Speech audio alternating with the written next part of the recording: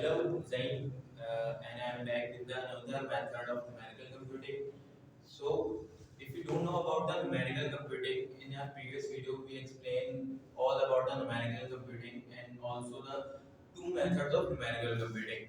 And if you don't know about numerical computing, go and watch our previous videos.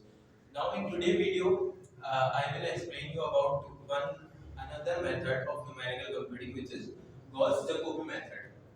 Okay, this method is as simple as compared to other previous two method.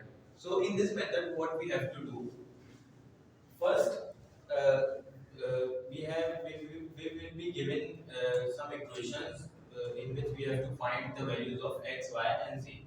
To find these values of x, y, and z from equation, first we will check the dominant coefficient of a variable in three equations. For example, if we have an equation, for example, we have an equation 2x minus y plus z equals to 3, or in another x plus 3y plus z equals to 3, and x minus y minus 9z equals to 9. Okay. For example, we have equation. Okay. So first we will check the dominant coefficient of a variable.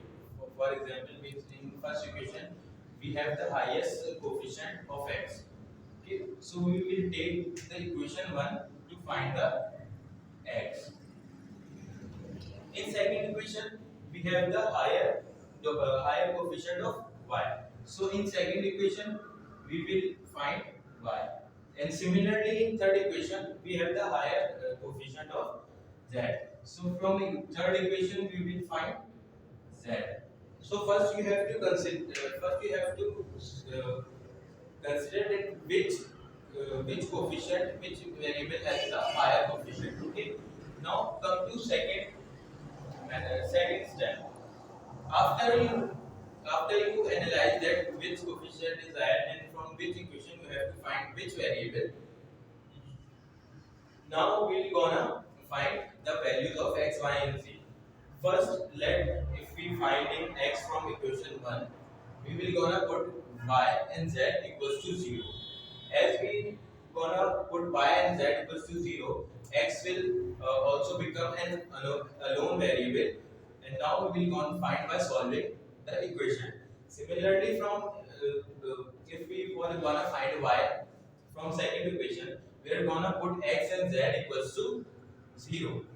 And similarly, from the third equation, we will gonna find x, z from third equation, and now we gonna put x and y equals to 0. So this is the work of our first iteration. So from the first iteration, we will get some the values of x, some values of y, and some values of z. Now we will moving towards our further iteration, second, third. Okay. For the second iteration, what we have to do, we have to do for second iteration, we have to find the value of x. Okay. So in the first iteration, we take y and z equals to 0. But in second iteration, we will gonna take y and z, the values of y and z from previous iteration, which will be find from putting x and z equals to 0 and y putting x, y values equals to 0. Now second iteration, we will gonna put the values of previous iteration of x and z to find x.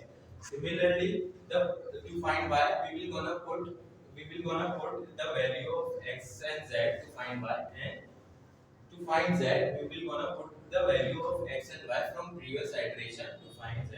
So this is the Gauss-Jacobi method. I hope you understand what I explained in this method. So if you have any questions and queries related to this method, feel free to ask in the comment box.